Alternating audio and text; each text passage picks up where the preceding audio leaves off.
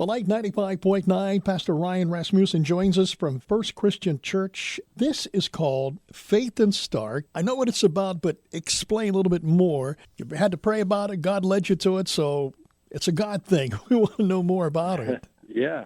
Well, thanks. Yeah, thanks for having me on and giving me a chance to talk about it a little bit. Yeah, Faith in Stark. It's a collaborative effort among a group of local faith-based leaders, business partners, and philanthropists, essentially just trying to raise money. Our goal is actually to raise $1 million to provide one-time grants to small businesses who have been negatively impacted by COVID-19. And so it's been a crazy few weeks as a group of pastors and local organizations have been, it really just obviously started from nothing, just folks coming together and saying, hey, we feel like we need to do something, and let's rally together and bless some local small businesses right now. That's really being bold, and that's great because that's what we're supposed to do. And since all of you got together, so how's it going? Can you bring us up to date? Yeah, I can't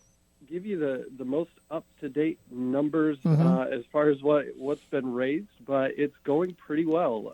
A lot of the churches that are a part of this partnership just put it out there on Easter Sunday, so I know kind of the idea was there were some initial grants that were offered, some donations, I guess I'd say, that were offered and thrown into the ring. For example, like the Gessner Family Foundation put $50,000 in. There was another one through, I believe, Jumpstart that threw $100,000 in. And then our church threw, $20,000 in. I know some other local churches have done that. And so the idea is that these churches and these organizations would provide or give to the fund, but then we wanted to make it available for just anyone. If they want to give to the fund, they can go to the website faithandstark.org and chip in $20 or whatever they are able to do in this season. And the hope is really that it would be just a collaborative effort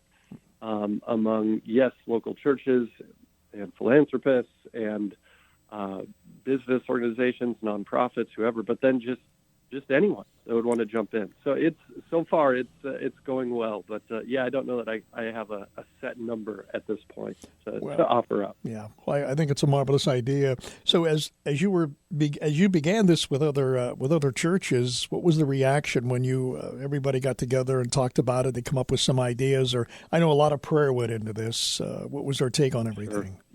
Yeah, well, and I'll give credit where credit is due. It wasn't. I was approached by my buddy Jason, who's the lead pastor over at River Tree, and I would. I'll try not to throw names out there because I know I'll leave people out, and I don't want to do that. But Jason, he's just a master networker, and he knows pretty much everybody.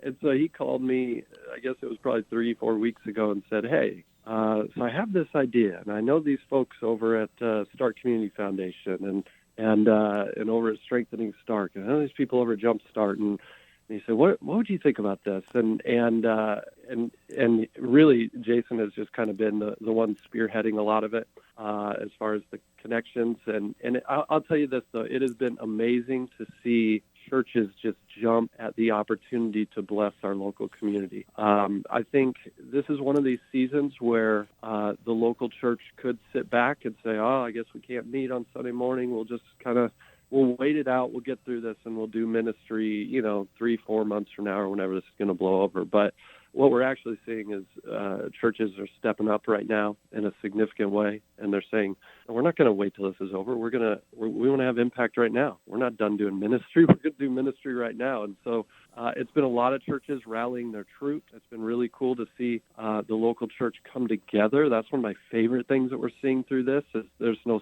siloing here. We're seeing pastors rally together, pastors that I've never talked to before, did not know. I've been able to get to know in the midst of this. And I think the best thing is it just makes Jesus look good. I think it just makes Jesus look good to say it's the local church, it's the local faith community that's spearheading this effort. It's really, really, I love that. I think it's marvelous because you're bringing all the area churches that are involved in this and other congregations, and that's what we're supposed to do. And we're just you're being obedient because God laid this upon Pastor Jason, and hey, all right.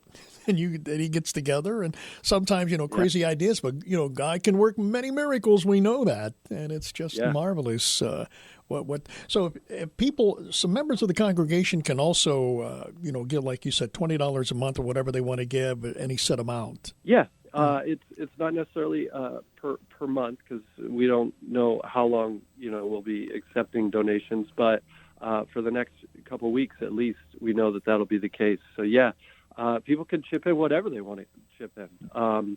We know that this is a trying time for folks, and some people are laid off, and that's just not a reality. But we know that others are still working and still going strong, and honestly, there's not a lot else to spend money on.